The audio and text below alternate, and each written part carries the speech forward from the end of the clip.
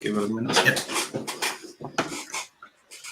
Hello, everyone. Welcome to another episode of Chai with Gary. We've got a very special guest today, Boche from the Football Capital. Boche, how you going? Good, boys. Thanks for having me on. Thank you. Oh, man, thanks for making time.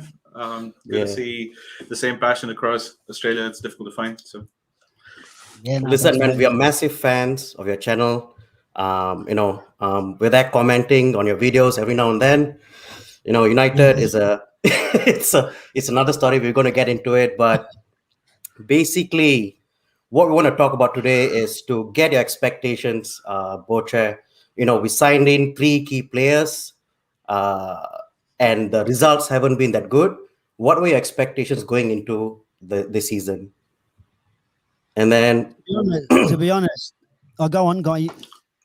yeah, and then secondly, all right, it's not worked out well. I want to pick your brain about what's gone on wrong, whether it's the players, whether it's the managers, what we can do, to kind of fix the situation we're in.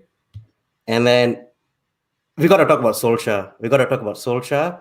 Does Solskjaer survive? If not, who would you bring him in? So, All right. So, look, go on.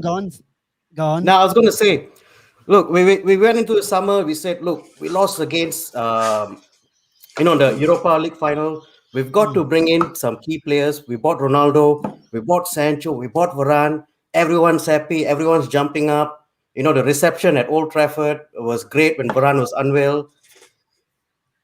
What were and your we trashed expectations? Leeds as well that first day of the season as well. And something happened, and Bush, take it away, man. Look. My expectations for this season, right, was winning the league, and that's for the pure fact of you're looking at whatever it's worth, the progress that we've seen under Ollie, whether people want to agree or disagree, but look, when Ollie did come in, it was, what were we, fifth? Then that when the interim season we were fifth. The next season we got into the top 4. Then it was what we came second. It was a third, then second, right? Yeah. So there's only one more spot ahead, and that's first. And now you got to win it. My opinion, I know everyone was Ollie out, and pretty much from the start. You know what I mean? From after his interim period, after he got the full-time contract, results didn't really go his way. Didn't really go our way. So a lot of people were asking for his head then. But to be honest, we gotta, as much as a lot of us didn't want Ollie in to begin with as a full-time manager, once he becomes a full-time manager, you gotta give him time now, and you gotta be patient, right?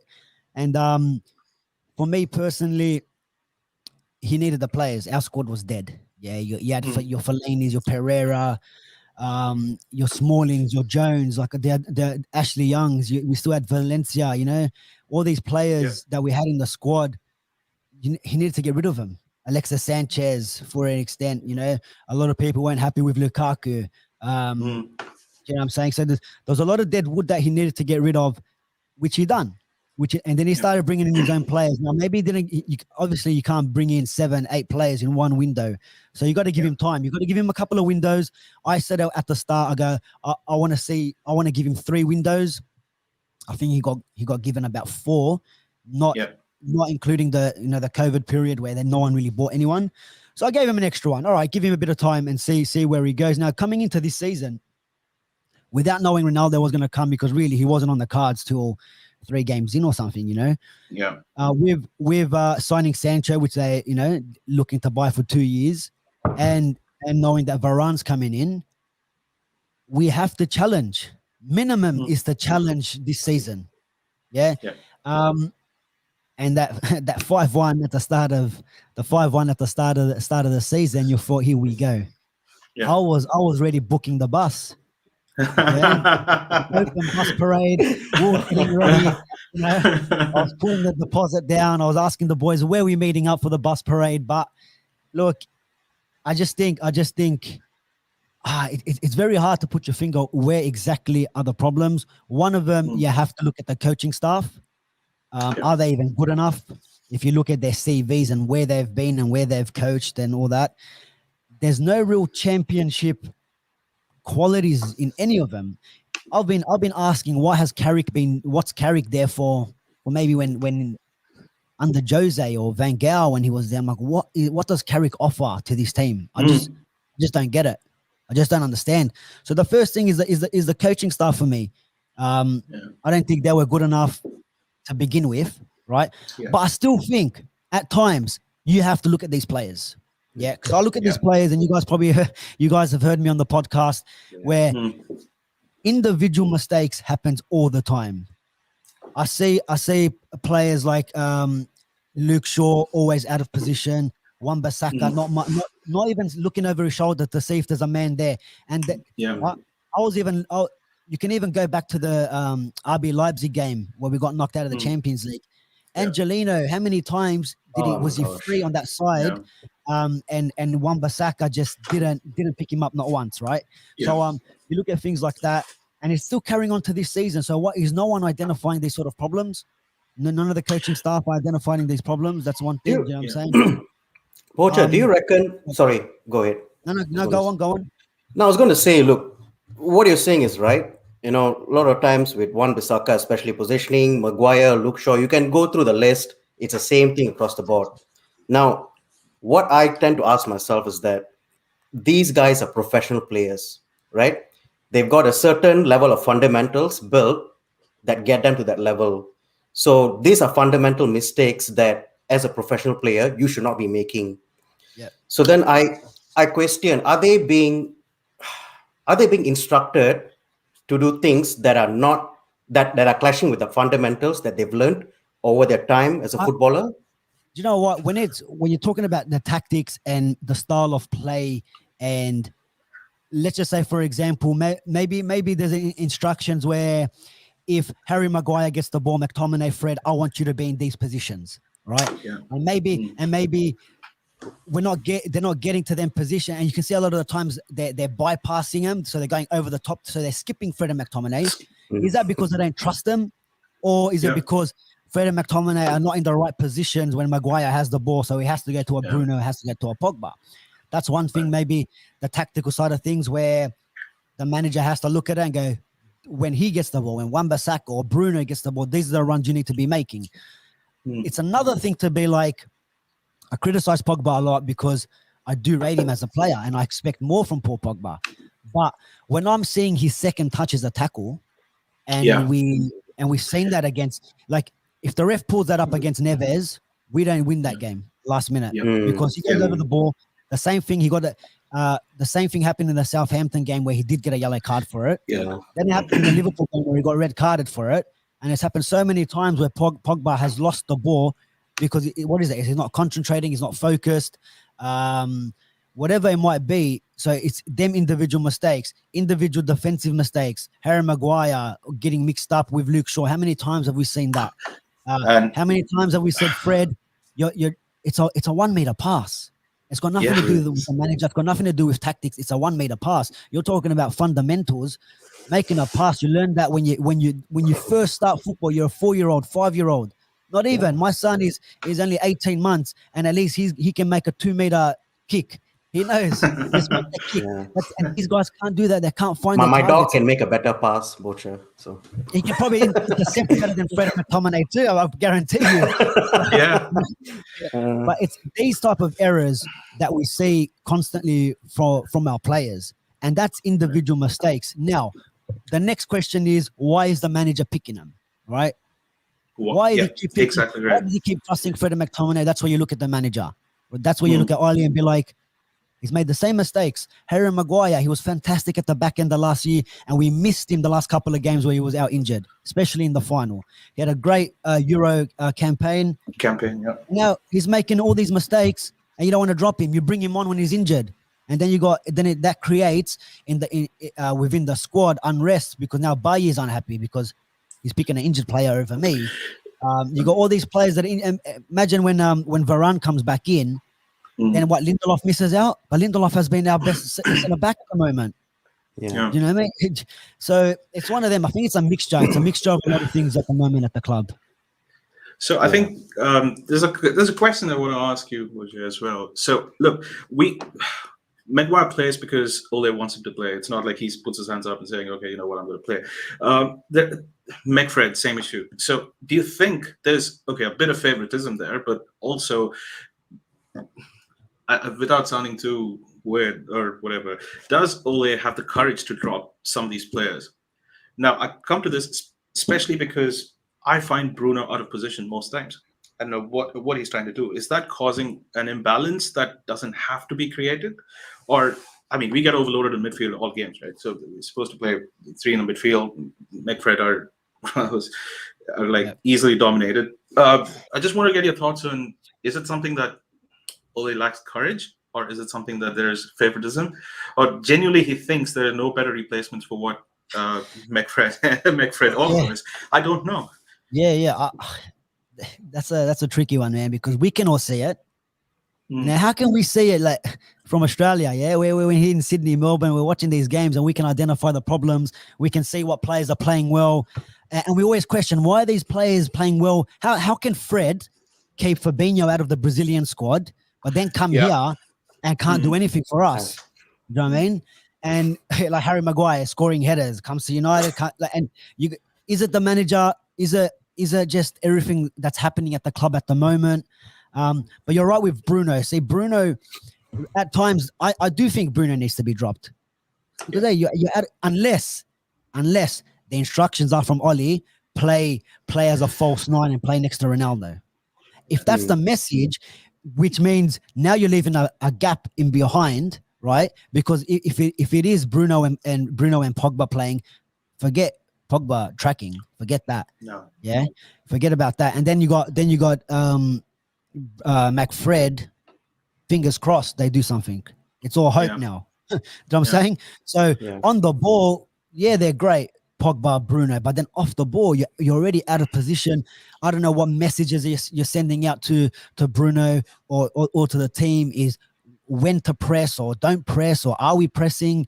It's very confusing on what the positions are. And when Bruno does press, whether it's their centre back or their goalkeeper, there's no second man pressing. So really, it's supposed to be Bruno put pressure, not to win the ball, press to not win the ball. You press so he can make the pass, so the players around can pick up the pieces or pick up the other players. We're not saying any of that. So I think the problem is sorry to jump in there. I think the problem is, when you do a press, it's got to be as a collective team. But we've got individual players who will press, and then someone like Ronaldo will not press. So then you're basically, leaving yourself exposed when players are out of position. It's just crazy at a level like this. Yeah, even the whole thing of Ronaldo doesn't. Ronaldo is never pressed. Let's forget about that.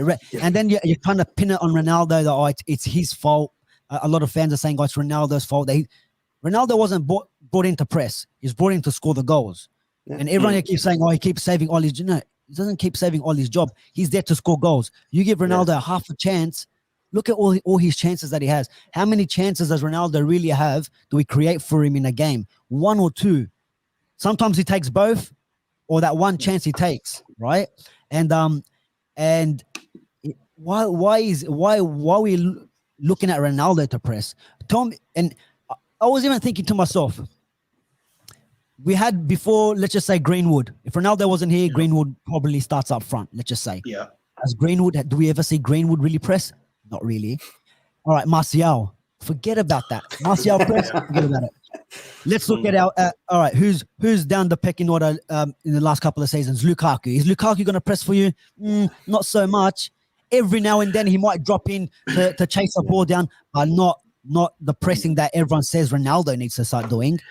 The only one I can see is Cavani. Cavani. And I'm talking about the only one like in the last couple of years. Like, I'm talking about Van Gaal time. I'm talking about even, all right, maybe Van Persie. And if that, maybe Van Persie. But none of our nines really ever press. Zlatan, forget about it. He's offside most of the time anyways. Rashford at times when he was playing up front as a nine. Not really. You can't really see any of our nines that played it besides Cavani that you can really look at and go, that's a number 9 that pressed. Even under Ferguson, what 9 can you say? Maybe Rooney. Rooney's probably the only one that I can remember. Tevez, I would say. Yeah, there you go. But they used to play Yeah. in a 2. So when you're playing with Yeah. 2 up front, Rooney can hang out, Tevez can do all the dirty work. But in this case, when you're playing with the 3 up front or even the 1 at times, then I don't know, this pressing thing, it's a bit, I don't know. Look, the You know false what? You nine, know I guess- what I'd like to do. Forget even the press. I'd like the guys to get into a group and just learn to pass the ball for starters. If you can do 20 passes without conceding, that's a good start, I think. And then you can That's work on worrying. shooting, you can work on And pressing. see how that tells me how far back we've gone. Hey, that's just worrying. Just Correct. learn how to pass. Like, So are you talking about the under 5s Man United, or are you talking about our first team? This is the standards we are. You know, it's. I tell you what, you put the under 21s, I think they'll put up a better performance. I'm sure because they're better drilled. I think. And to be honest, I think we keep producing these talents like dude, this Rashford guy and Greenwood and Ahmad stuff. Diallo, he is Where such the a fuck good is he? player, man. He's 40 such a good million, player. What'd you buy him for? Why'd you buy Yeah, him? I don't 40 know. million? Why Now you turn him into a wing back, maybe. I don't know. going back? And That's they were Jadon talking about Sancho's next chemistry. role, right? Yeah. Yeah. See the news? He's gonna be the wing back now. There you go. I mean, Jeez. I don't know. And like even like we're saying at the start of the season, we why did we get Jadon Sancho in? Why did we want him? Because we're looking for the right wing position. Mhm. But when Ollie plays him, he's out on the left. Okay, I understand. You can understand it in terms of Rashford was out, Greenwood was playing well. Let's be honest. The people who have watched Borussia Dortmund, there's been times where he has played on the left and he's scored and assisted a lot of goals from the left hand side, right? But Rashford has come back in.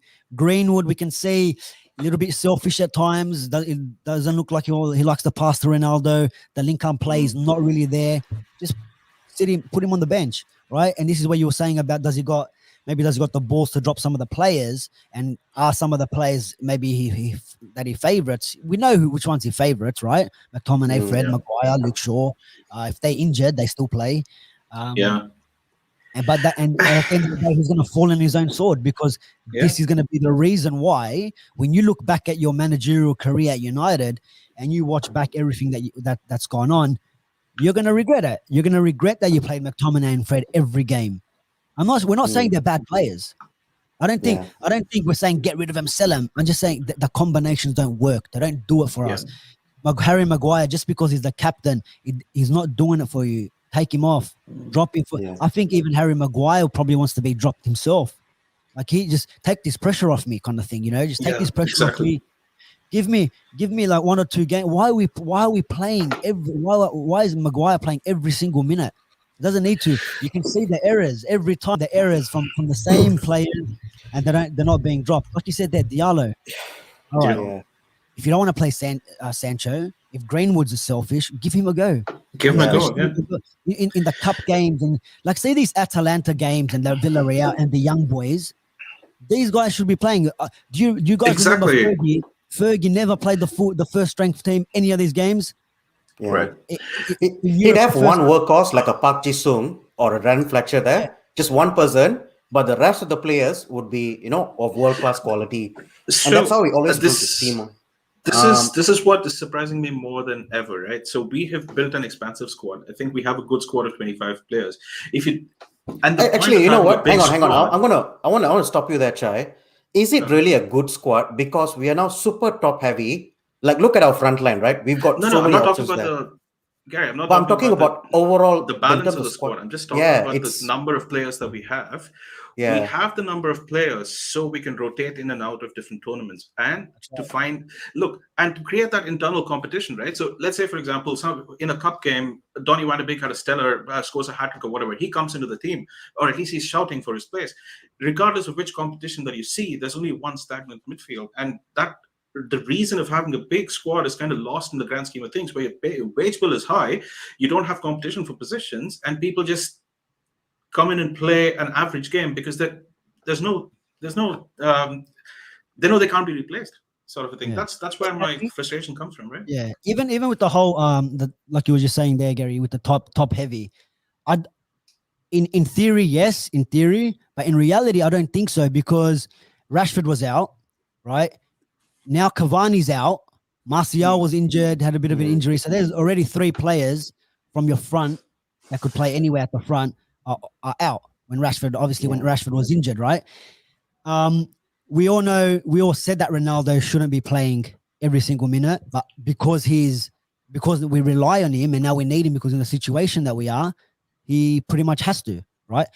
I just think they can rotate to win the league, right? And if these players, if that's their goal, because every time each one of these players that have signed for United have all said, I'm here to win trophies. I'm here, we need to bring trophies, Premier League, Champions Leagues back to the fans. I'm here to win. But you're not showing me anything when you're in the cup games, when you're in the Champions League. You're not showing me that you want to win. You know what I'm saying? So like these players need to know, look, there's going to be times where I need to be on the bench because we've got Liverpool on the weekend. I don't need to play this game because I know Cavani can do the job. Yeah. We're not seeing that at the moment. And then like even some of the substitutions we see from Oli, in-game management, all season, last season. Or no substitution. Yeah, and look, and the Europa League final, man, we went through the whole game without making a sub. I mean, what the hell? It's crazy, So I mean, like Charles was saying, doesn't trust the players. He's got his favorites. He doesn't trust them. He doesn't trust Donny van der Beek. Okay, why'd you buy him? Why'd you buy him? Why are you buying him? Don't buy him. Okay, if you're the way I'm seeing our squad now and the way Ollie's using the squad, you could have not bought Donny, not bought Sancho, and just gone Declan Rice or Ndidi exactly. and then we would have been fine. We got our six. We got the sixth position covered now, and we still got the players. Like we're not as top heavy now. Yeah, we don't got Donny on the Van der Beek on the bench. Sulking. I wouldn't say sulking, whinging, but he's not happy that he's there, right? Which causes another problem because it's every game it's in the media. Donny again. The fans on the back, free Donny. Like they can see when the admin puts all the posts up on Instagram and Facebook and all these social media platforms, they know what the fans are writing. I mean, they know what they're writing. They're not the club's not stupid, but and you eliminate all that. And maybe there's a better balance, like you were saying before, Chai. There's a better balance now in the squad. You got the six there. Yeah. You can maybe play a Matic. You can maybe play a Pogba next to Bruno. Then you can have your three up front, and you can play that attacking style of football. Whether it's on the counter attack, whether you're dominating and you're going forward, but at least we're attacking. Maybe that would have worked, but I just don't see. If you bought these players, why aren't you using them? That's another question too. But it's we've seen it a lot. Like if Henderson wasn't injured, he still has a problem with who's my number one keeper. I think that injury kind of helped him, or was it COVID or whatever he had? It's like that. If it wasn't for that, we're still here 10, 11 games in. Who's our first choice keeper? Exactly. Yeah, I mean, like, there's already problems. Like every single time, there's problems that they're not necessary. Like they're easily fixed, but you choose not to. Like give Donny a game of runs. Like if Donny had the last 5 games he played plus Champions League, so there's 7 games in a row, and he was rubbish, then you're like, you know what, he got his chance. And I think managers should be a bit ruthless when it comes to you're not playing well. Sit next to me till you start performing. I don't care who you are, whether you're Pogba, and that's why when I'm saying Pogba on the bench, that's fine because you haven't been doing it.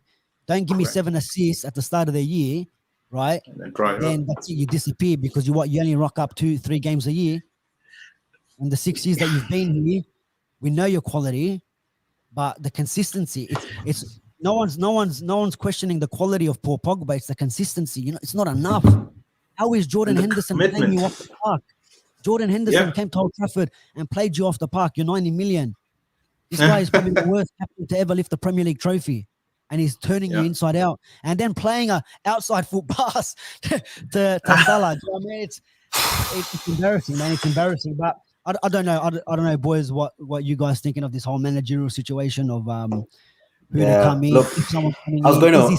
Is he sacked already? What are we saying? I was going to ask you about it kind of leads us into this. I've seen a picture of him with the bag, a blue backpack. Yes, the blue bag. Where's he going? Is he the laundry right now? Is he cleaning the kits? I don't know.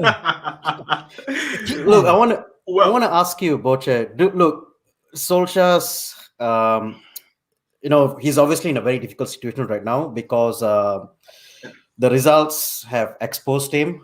so far, and then you've got Arsenal and Chelsea coming up. You got Watford, which is not even a given. We can't even go into any games now and say like, hand on heart, we're going to win this game. So look, we've got a lot of games, but I want to get your thoughts on whether, right? So there's the Glazers now, right? The Glazers come to the picture.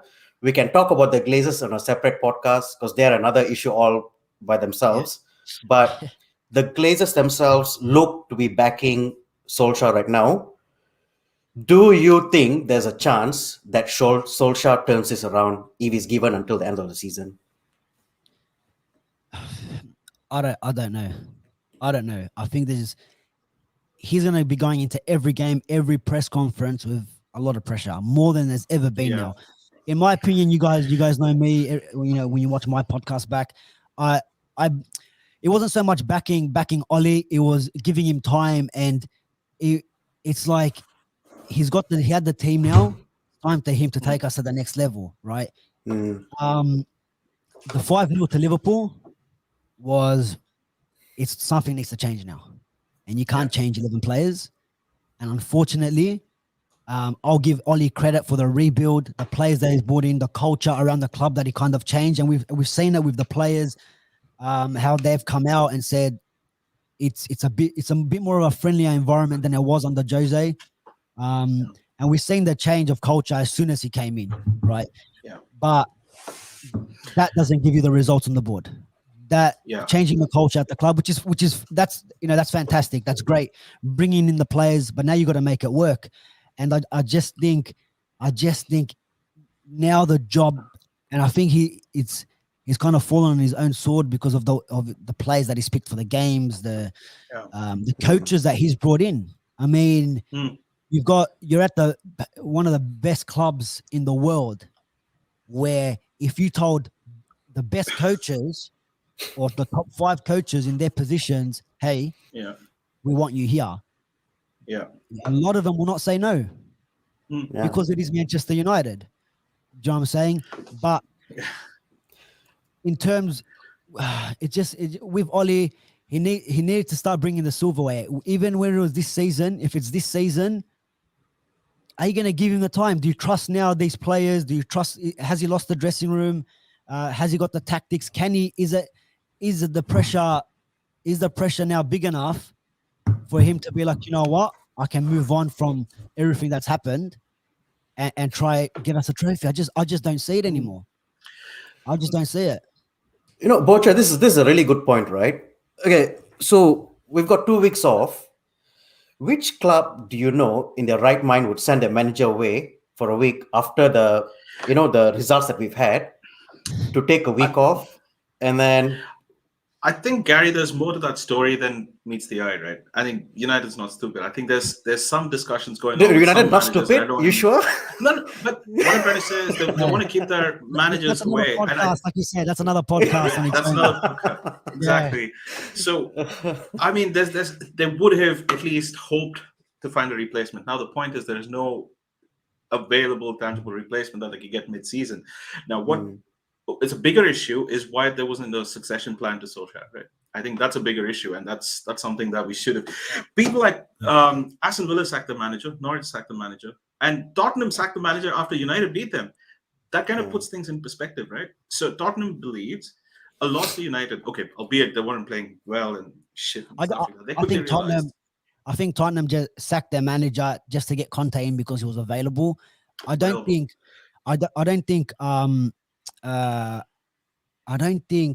United is in a position where anyone will do. We've had that. We can't have anyone. And I know some people might be saying, yeah, but Ollie's rubbish and anyone can come in and do a better job. That's not the case.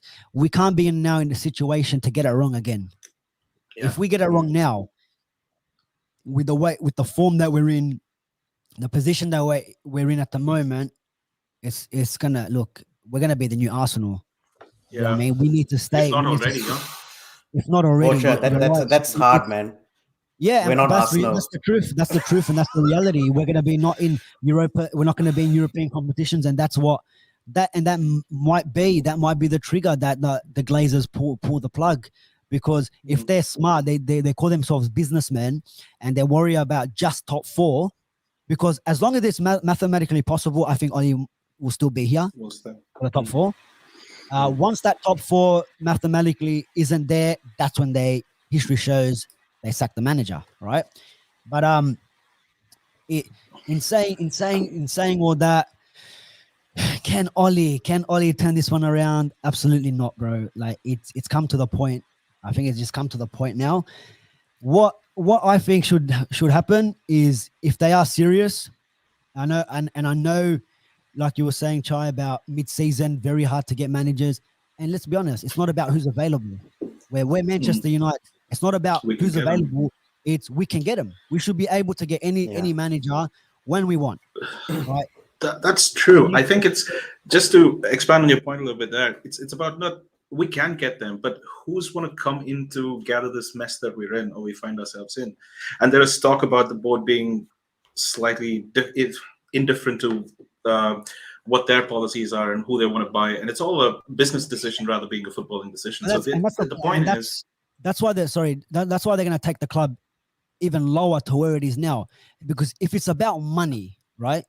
If it's purely about money, then how about you win trophies? Exactly. Because instead of, okay, you brought Ronaldo in, the shirt sales went flying.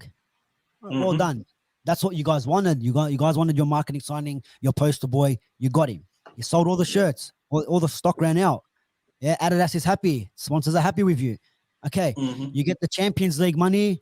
They're happy. But you guys are meant to be these bankers, these businessmen, that if you want money to come in, how about not win the Premier League, right? Which means you qualify for Champions League, make it further into the groups, into the semi-finals, quarterfinals, semi-finals, finals. More money every time you go further into the Champions League, not get knocked out and then you're in Europa League. You're saying you want more money. People then will start buying more shirts. You'll start getting more fans on side. The fans all around the world will engage more with the club, will come to visit the club more, will start buying merchandise again, like I was just saying. And on top of that, you're winning. So tell the fans, look, this is our plan. We're looking to clear the debt. We're looking to do. There's no plan. These guys don't know. They don't even know we're playing at times. I'm telling you. I swear. The only reason they didn't sack Oli after Leicester and Liverpool, because they looked at the ladder and said, "Oh, we're only 3 points behind. He's doing well. We lost 2-0, but they were the champions." They don't know what's going on. If you talk to them about NFL and Tom Brady, they might understand. They're looking at this Cristiano Ronaldo. Marquis scored. Yes, well, fantastic. It's all working. Not the case. That's why, in my opinion, 3 people need to come in, and they need to come in, do whatever the club needs to do. If the Glazers are serious about this, about their business, you bring in the best people. For me, and look, it's already a joke that Ed Woodward, he's still here. Now they're going to give him another role. Here, exactly. He's leaving, he's back again, and I don't know what's going on with this guy, but he needs to go ASAP. He's got no clue as well. He needs to leave. And apparently him and that Richard Arnold don't want to sack Oli because they don't want it under his watch. Look at the stupidity. Because they don't want to make it look like they made the wrong decision. That's how dumb this club is. But guys, I'll bring in as the manager, I'll bring in Ten Hag, football director Van der Sar, and Raphael Ragnick as the CEO. 3 players, 3 people need to come in, and I'm telling you, I guarantee you, in 2 years, we'll probably win the league, and in the next 10 years, we'll be the best team in European football. There will be Champions Leagues, Premier Leagues.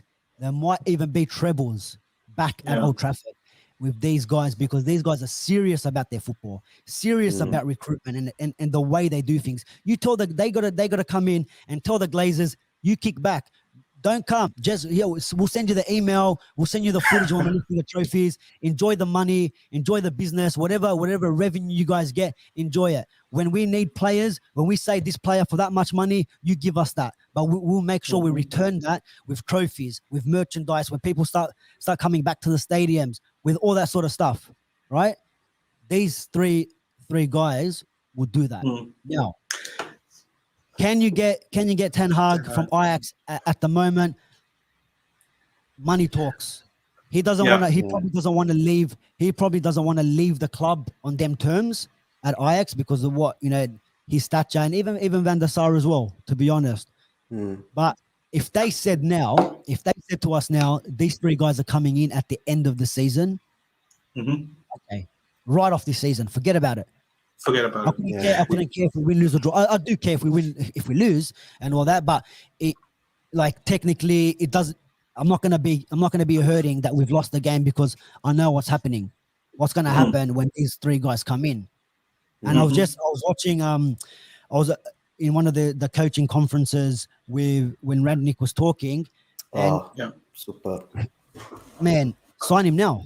Everything he said that is spot on. And then you're looking the stuff that he says, and you're looking at our team and everything that he's saying when we're missing.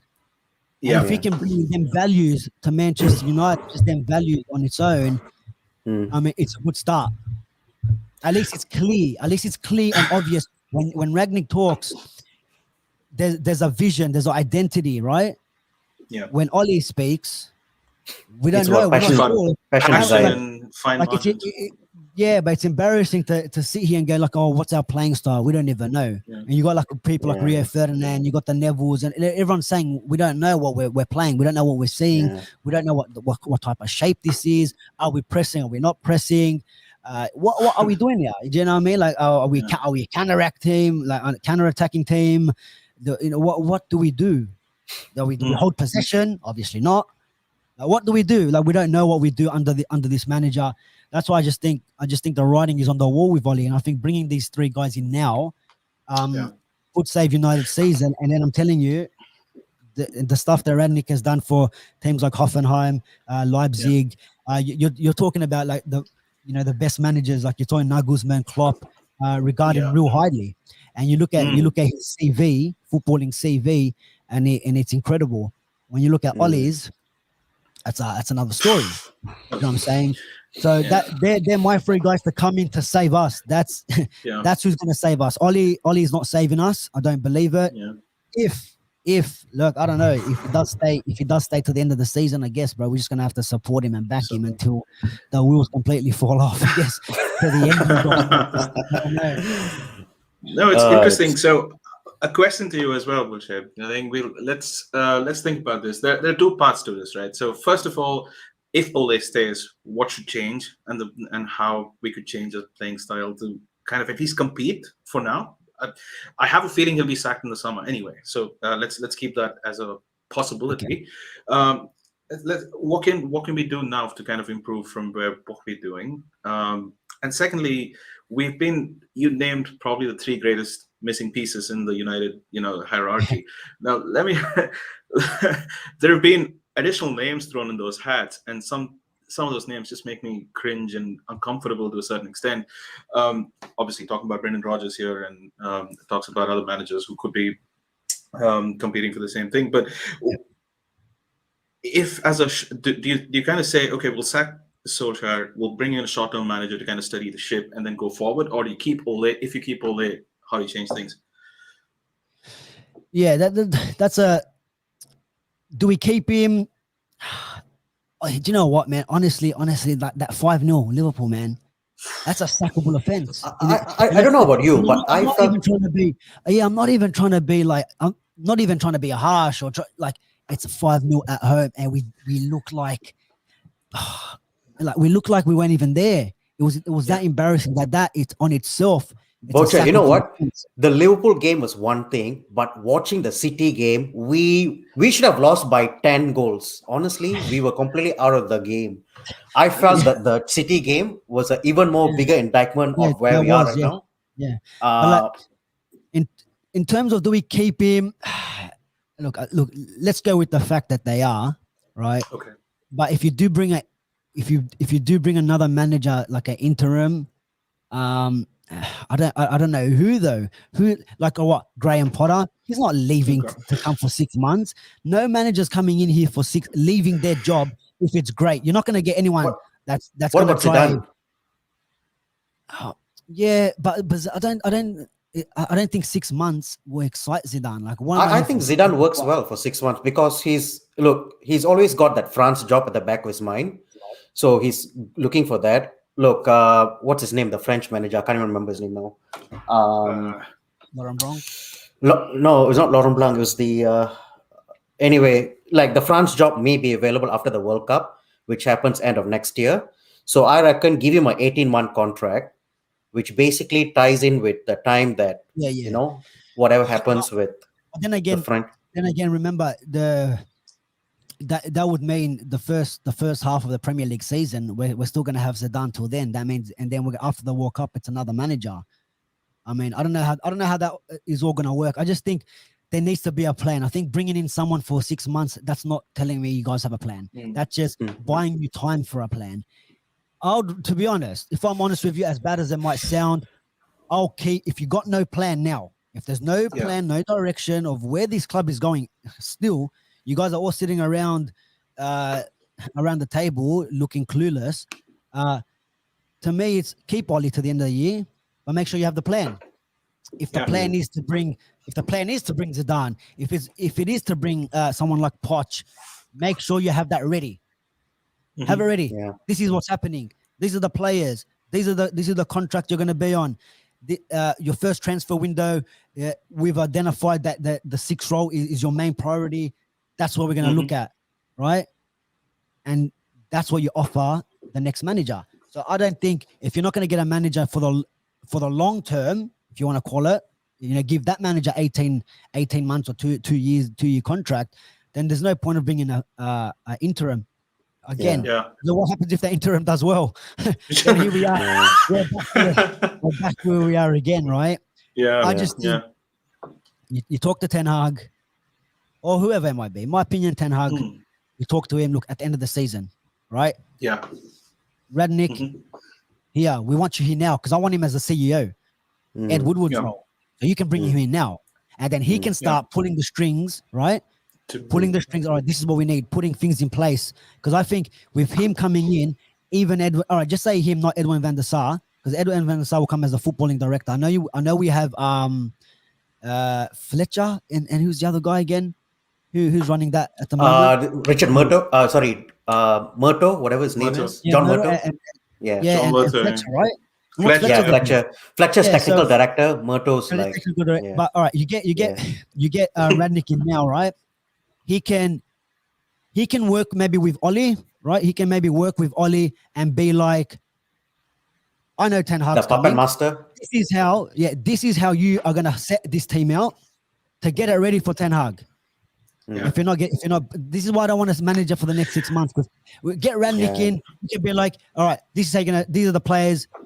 It's pretty much gonna, or you get Radnick as their 6 months intern. 6 months, yeah. You get and then move him to the Radnick in, and then he moves up to the CEO. That's probably it. I'll actually go with that instead. I'll actually go with that, right? And then once your Ten Hag's, Van der Sar's come out, it's game over for the Premier League for me. That's the way I'll look at it. I just don't think getting someone else in, and then you said Brendan Rodgers. This is just lunacy. Brendan Rodgers, the guy who spent the most time in the top 4 last season out of Klopp, Pep, out of all these managers, and never made the top 4. You know what I mean? This is the guy that you want to bring to the club. The guy that bottled it the year before, the guy that bottled it again when he was at Liverpool. You can tell me, what he did in Scotland, fantastic. But I just don't think he's the direction we need to go, in my opinion. Sure, in the long term, but would he be the improvement to what we have now? That's the. Yeah, but why would you? That's where I think. But you gotta look at the situation and be like, why would you leave Leicester for 6 months, and then when you're gonna go? Guys, I'm just gonna go on. Because I think I'm just gonna say at the moment. I was just gonna say, look, we're sort of preaching. We're saying that we've got to look long term. We went Ole came in initially. We were preaching on youth. We had this youth courage success motto going. We were all like happy about the youth. We brought in Greenwood, Rashford's there now. We brought in Sancho, but at the same time, what we've done is we've brought in Cavani. We brought in a 36-year-old Ronaldo. We've got people like Fred and Pogba, all aging. It's an aging squad.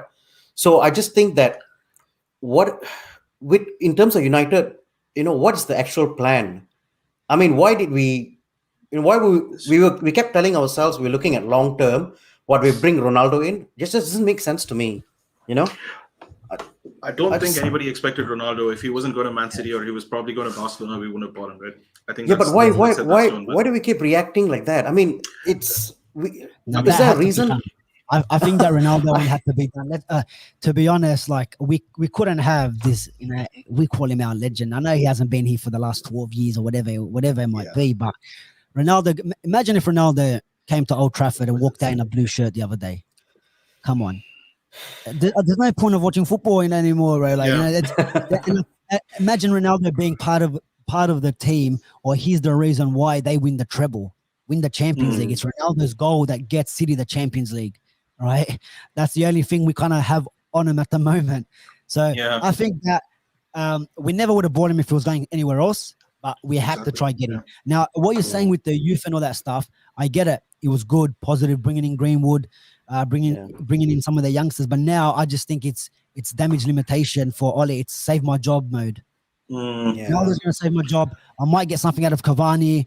I can't risk putting on like Hannibal Medrion. I can't get the other guys into the squad because I can't rely on them to save my job. Not to say that the guys that he's got on the field are not doing any better for him. You know what I mean? At least maybe the young players will try fight for that position. And we might get the results.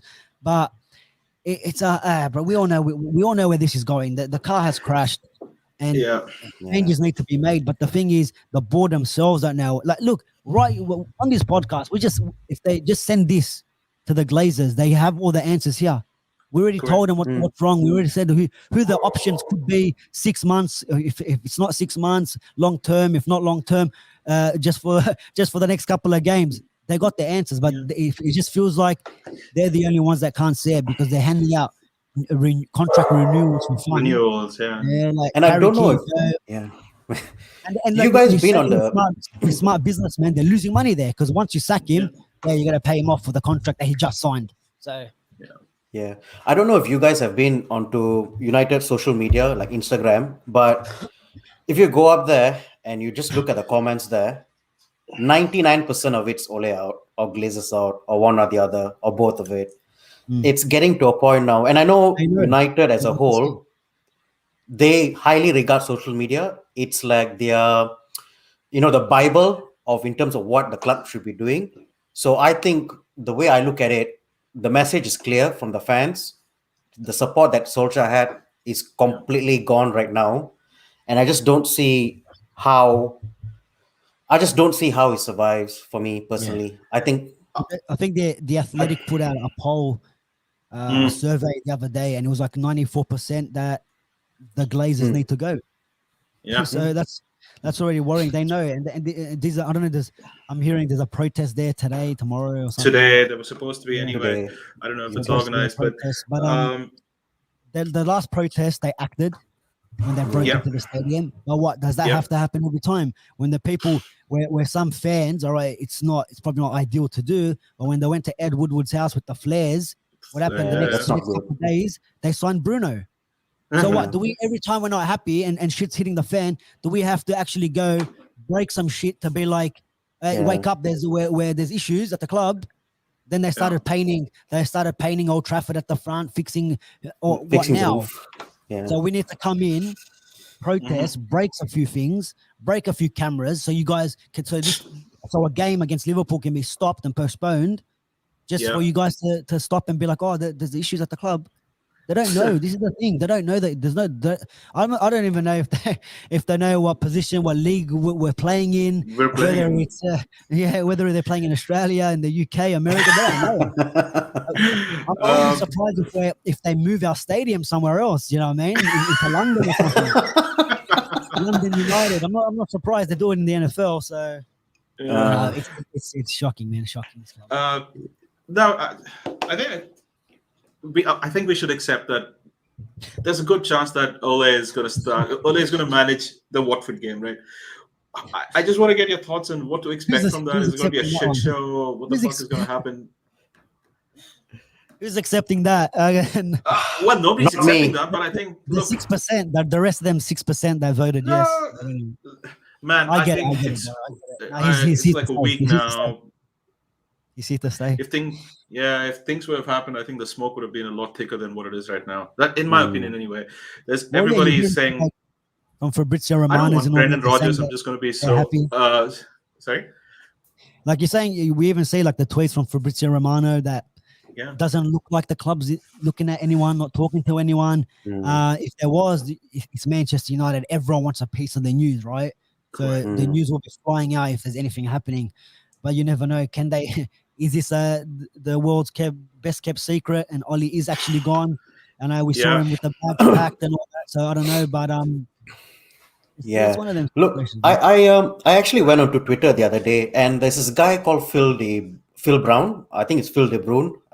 There's his other layers, and he obviously has got good contacts in the United camp. I think he's based out of the US, but he's got inside knowledge about what the Glazers are doing for United and all that.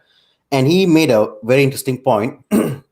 He thinks that the reason why we haven't sacked Ole is because, well, number one is there's no plan, and number two is with the transition of Ed Woodward being out of the club, and that Richard Arnold coming in there, that's not been confirmed yet, is what he said.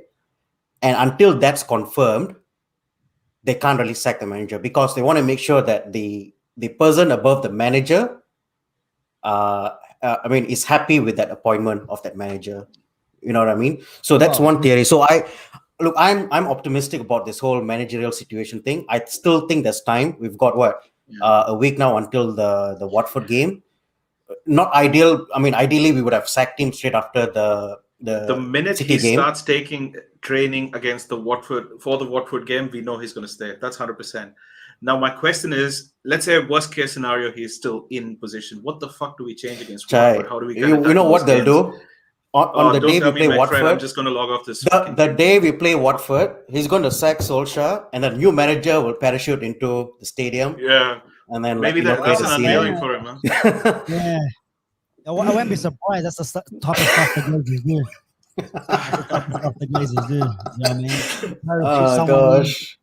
Apparently, that's what they did with who was Villa's coach? Dean Smith, was it? Dean Smith. Yeah, bits and bobs in the comments there. He works kind of for the BBC now in Scotland. So yeah. That he was sacked before the game, and they asked him if he still wanted to take that game against who they play, Southampton, I think it was. And he said yes, and ended up taking it. So maybe Oli, they might do the same to him. He played last game, and I don't know. But then I don't know. The last game against City was that a few goodbye claps. Maybe Oli kind of knew. Yeah. You know, it was a bit of around the stadium tour like Harry Kane was doing at the end of last season. But nothing's going to change for the Watford game. He's going to come in. Fred McTominay had to leave the Scottish team, I think, to injury, some apparent injury. So, but anyways, he's going to still play. Maguire's back in. Luke Shaw's back in. Wan-Bissaka's obviously gonna play. We're gonna see. I don't know. Maybe Sanchez is gonna be ready for the right wing back position by then. Right wing back position. 2 weeks to learn the position. I'm gonna cry. We're gonna see the same thing. From the Leicester game, we said they need to step it up against Liverpool. Something needs to change against Liverpool. We lost worse. Game. They went into the Atalanta game. We were 2-0 down. We had to fight back to win it. Yeah. And then Paul Scholes said, you play like that against Liverpool on the weekend, you're going to get 4 or 5 by half time. And then that's exactly what it was. And there you go. Nothing really changed. And like I always say it, I even say, I'm like, if the players don't like the manager or don't like the tactics or don't like what he's telling him to do, the quality is still there by the players to change the game themselves. You know, like they all say freestyle football and, it's individual brilliance. Well, then show me that, because when United win, it's always individual brilliance and it's because of Ronaldo and it's a Pogba, it's a Bruno. Okay, so when we're losing, it's always on the manager. Well, then where was the individual brilliance and the freestyle football then? And I just think the players should just do whatever the hell they want on the field, right? Bro, if you can't beat Watford, if you can't bully them off the ball and do little 1-2s between Pogba Ronaldo, Greenwood, Sancho, whoever's playing, then you got to look at the players as well. And then I don't know, because let's be honest, no player goes into a game and says, you know what, let's lose this game for the manager goes. Bit of pride, like fight for the badge. And this is what I always get onto the players, because I can't stand when they sign for the club, keep saying, I'm here to win. I'm here for the trophies, deliver trophy. Well, then show me. Yeah, don't cry after, and then we're getting tweets. I'm hurt. We're sorry. We make the same mistakes. We need to fix up. Back to the drawing. We've seen it all before. We don't want to hear that anymore. We don't want to hear. Even like you're saying, Gary, when they every time they put something on Instagram, I just go piss off or fuck off. We don't want to hear it. No. Oh, it was a hard-fought game. No, how about you do not tweet or do not post anything? We don't want to. Bruno's the number one culprit. Bruno. You see what happened to him the other day with his social media team? They put the picture of Arsenal training. So apparently, It got taken down straight away, though. You got taken off straight away. How many? The screenshot button works real quick. So apparently it's his social media team. They do the posting for Martinelli for Arsenal. So they but and that's how like it's so dumb. But just we apologizing. Like when have we seen that before from other players apologizing? Show me on the field. Yeah. What's the story on the internet? Go out, win the games. And, all right, you don't want if you can't win. Because the other team, because City are better than you, Liverpool better than you, then show me a bit of fight. Show me, give us something. You gave us nothing there. There was no point of them 2 games even happening. Just take the forfeit, take the 3-0 losses, and let's go home. Pack it up. Because we got nothing out of that game. Yeah. I think what this victories have kind of accentuated the pain that, I mean, everybody's forgotten the pain that we did have when we drew against Everton, when we lost against Villa and stuff like that. People have forgotten that because the losses post that have been even worse than what it was before. So this whole season, if not for Ronaldo's and the last minute goals here and there, we would have probably been out of the Champions League. We would have been probably bottom half of the table. If not for these lucky instances all the way through, Wolves should have fucking won the game, or at least drawn the game. Then we went into, oh man, the season is so painful. I don't know how we are where we are. We lost against Villa. We lost against Villa. The one thing is, Ole is a lucky fucking manager. Yeah, could have. Bruno. Yeah. Agent Bruno. Trying to sack him. Sack him up. Yeah. No, look, a lot of the games. Southampton, we drew that 1-0, but David De Gea saved that 1-1. Yeah. Same thing against Wolves. Yeah, we won. We beat Wolves 1-0, but they had clear-cut chances at the end. David De Gea saved the double save there. Against Everton, if Davis just shoots instead of passing, that offside goal, we lose that game. That last offside goal, he scores that, we lose there again. West Ham, if it's all right, Jesse Lingard scores the goal, but then we could, but then the penalty at the end. De Gea saves the penalty as well. David De Gea saves you there again, and it's just continuous, and it's like that's the worrying thing.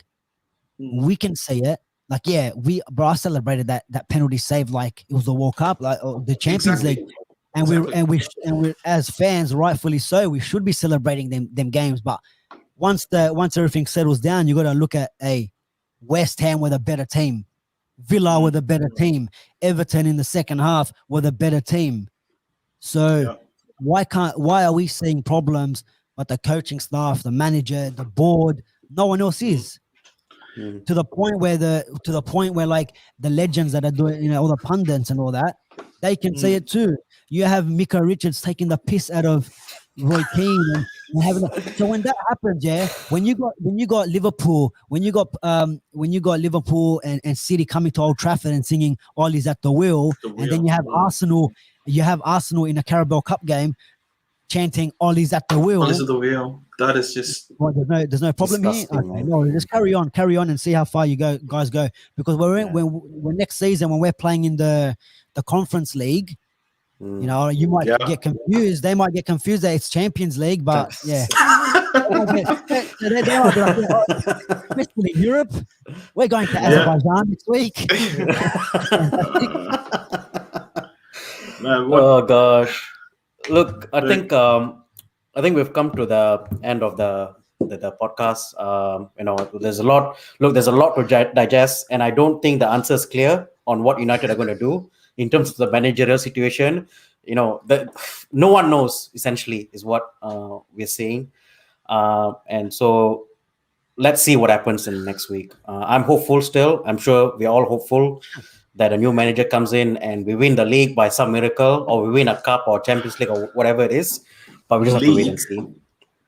If you're not laughing, Look, you've got to be optimistic, Chai. You've got to be optimistic. Dude, come on. I think we failed to win the Scottish Premier League, let alone the EPL, if you were playing out there. Hey, Bits and Bobs is Scottish, so don't insult him. He just lost his manager. He just lost his manager. His Rangers boys. But guys, Boche, look, thank you so much for coming on the channel. Really appreciate you taking your time. I know you could have gone to a nightclub or what tonight, but happy that you spent some time on this channel. And yeah, look, really appreciate your insight into what's going on at United. It's nice to connect with other United fans, passionate people like yourselves. But guys, if you don't know already, Boche's got his channel. It's called The Football Capital. His channel's in the link in the description. Please go and subscribe to the channel. Really good content and good overall view about just not United. They talk about the other clubs as well. So yeah, go and have a look at that, and please subscribe to the channel. Look, guys, let's see what happens. But please like the video. Please subscribe to our channel if you're new as well. And with that, guys, I just want to say thank you and see you in the next episode. This is Chai with Gary.